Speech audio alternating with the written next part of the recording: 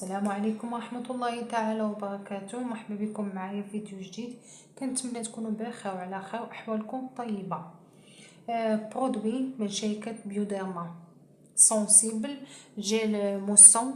في هذا الفيديو غادي نشوفوا غسول. هذا الغسول نشوفوا التركيبه ديالو، الانواع ديال البشره اللي يمكن ليها تستعمل هذا الجيل، طريقه الاستعمال والثمن ديالو، وغادي نشوفوا كاع المزايا ديالو. بقاو معايا غادي تستافدوا معايا ان شاء الله في هذا الفيديو، وكاع اللي حايره اش من غسول غتستعمل في هذا الفيديو ان شاء الله ما غاديش.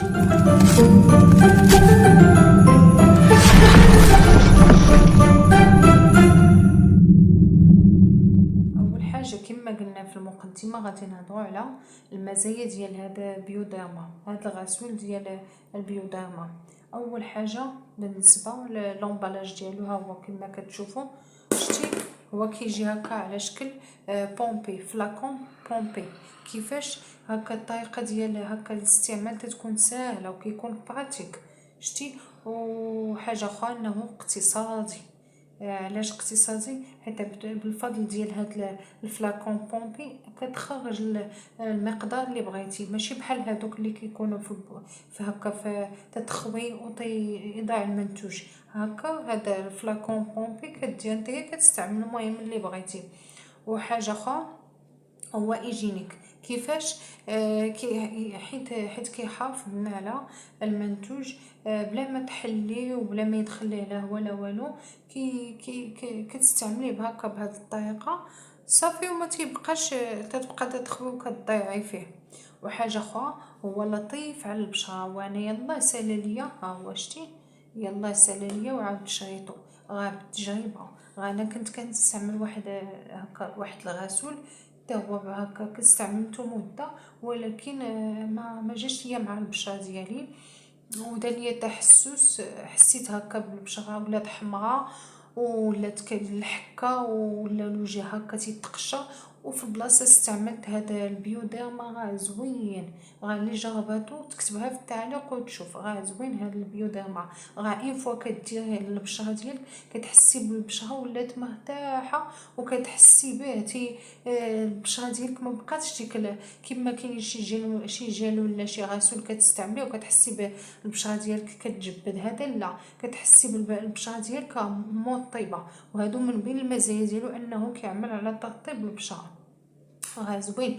وحاجه اخرى راه كيصلح لجميع الانواع ديال البشره، سواء هذه البشره الدهنيه ولا المختلطه، وبالاخص هو كيصلح للبشره هذه شنو هي كاع البشره الحساسه. البشره الحساسه راه زوين ليهم، والبشره اللي كتعاني من الورديه من الكزيما، وكما قلت لكم البشره اللي فيها هكا شي تهيج شي حميره شي حكه، راه اين فوا كتستعمليه راه زوين بزاف. وبالنسبه للتكستور ديالو هو كيجي هكا على شكل جيل. شتي جيل موسون. شتي انا يلا دابا تقاد ليا راني بديت دابا في هاد سميتها في القرعه الاخرى. كما قلت لكم راه زوين وبراتيك. وحاجه اخرى راه كيخدم على جوج حوايج، جوج في واحد. كما قلت لكم هو منظف امن للبشره، وفي نفس الوقت كيعمل على سميتو مزيل المكياج ديماكيون. بحال هكا الا درتي مكياج وبديت بلا ما تحتاجي تشري داك ديماكيون، هو تيدير داك الدور. والمزايا من بين المزايا ديالو انه ما كيخليش لنا بحال هكا الا استعملتيه وغسلتي به ما تيخليش لنا هذا العين تدمع. واخا تدي كاع تمسحي به الا المكياج كاين لك بحال هكا الماسكارا ولا شي حاجه في لونطور ديال العين، راه ما كيخليش لك العين تحسس ولا تدمع، عادي وزوين. يعني حتى المراهقات ولا هكا يمكن يغسلوا به، راه زوين. احسن غسول هذا هو هذا بالنسبه للبشره الحساسه، احسن غسول لها هو هذا بيوديرما، لطيف بزاف على البشره. وكما قلت لكم وبالنسبه لسميتو المصدر ديالو هو تيتكون لينا من سميتو المصدر ديالو هو من ماشي من مواد كيماويه، هو المصدر ديالو نباتي مستخلص من هذه سميتها من زيت الكوكو من شجره جوز الهند.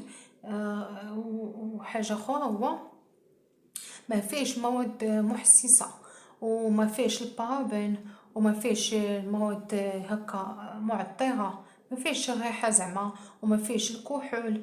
ودابا كاينين الناس بحال هكا كيستعملوا هذا الغسول، وما كي هادشي بسيشيكمون، هذا سميتو نفساني. الا ما شافوش هو ما تيحسوش براسهم نظفوا داك التنظيف العميق ديال البشره. ولكن هذا خاطئ. علاش؟ خصكم تعرفوا ان اي برودوي كما بيكون الا كانت فيه غوا كنعرفوا انه فيه سلفاد. هذيك السلفاد اللي كتعمل على الغوا. بالنسبه لهذا البيوديرما ما تيغويش بزاف، ولكن راه كتستعملوه منه شويه، راه اللي جرباتو جربوا وتشوفوا راه تحسي بالبشره ديالك مرتاحه وكتحسي بالبشره مرطبه. وش نعاود بالنسبه قلت لكم ما فيش الكحول، ما فيش البارابين، ما فيش السلفات، وهو من مستخلصات نباتيه، عفوا مستخلصات نباتيه. وبالنسبه للناس اللي يستعملوا الصابون راه هو صعيب على البشره. علاش؟ راه الصابون كينشف لنا البشره ديالنا، بشره الوجه، وكيصغر عندنا من ظهور التجاعيد. اما بالنسبه لهاد البيوديرما، وكاين الناس يقولوا بحال هكا تيجيهم بحال هكا الثمن وتيقولوا تيستعملوا الصابون هذا راه اقتصادي. راه هي هذا يمكن الا عرفتي كتستعمليه راه يمكن يديلك 3 شهور 4 شهور، ديما شويه راه تيقضي الغرض. و وهو بالنسبه للبي اش ديالو، البي اش تيدير لينا تيحترم لنا البي اش ديال البشره، ديال الجلده، ديال الشعر، ديال الوجه عفوا. تيحترم لنا هذه سميتها، حيت هو حيت الاغلبيه ديال الصوابين كما قلت تكون قاعديه وكتعمل على داك البشره، كتجبدها وتحسي بالوجه ناشف وداكشي.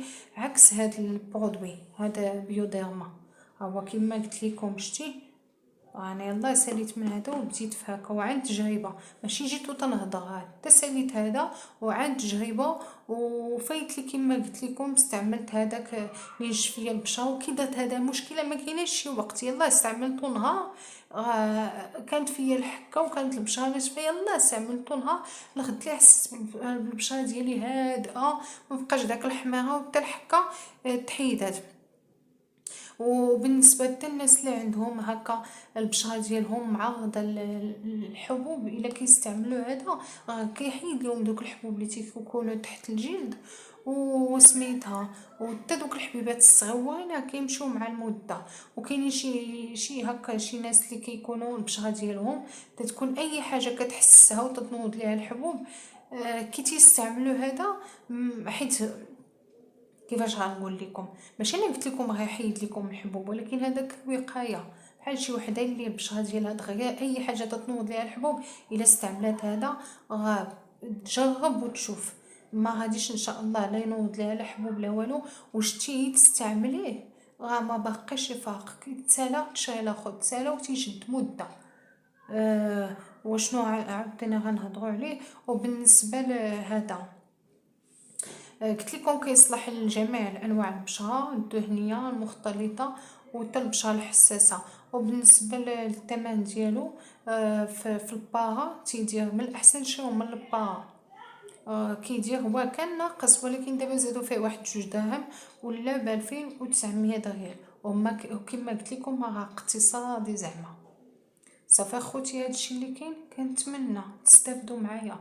وشي وحده اللي حايره تشد اشم غسول انا كنشجعها تستعمل هاد بيوديرما، راه زوين بزاف والله وعن تجربه. المهم اخوتي تهلاو ليا فراسكم، وما تنسونيش الناس اللي مازال ما اشتركوش اشتركوا معنا باش ان شاء الله يتوصلوا بجديد القناه. والناس اللي ديجا مشتركين كنشكركم وكنوعدكم باش ان شاء الله هذا القناه ديال نصائح واستفاده مع الغدا ديما ان شاء الله الاستفاده وديما الجديد. يلا تهلاو فراسكم، سلامه.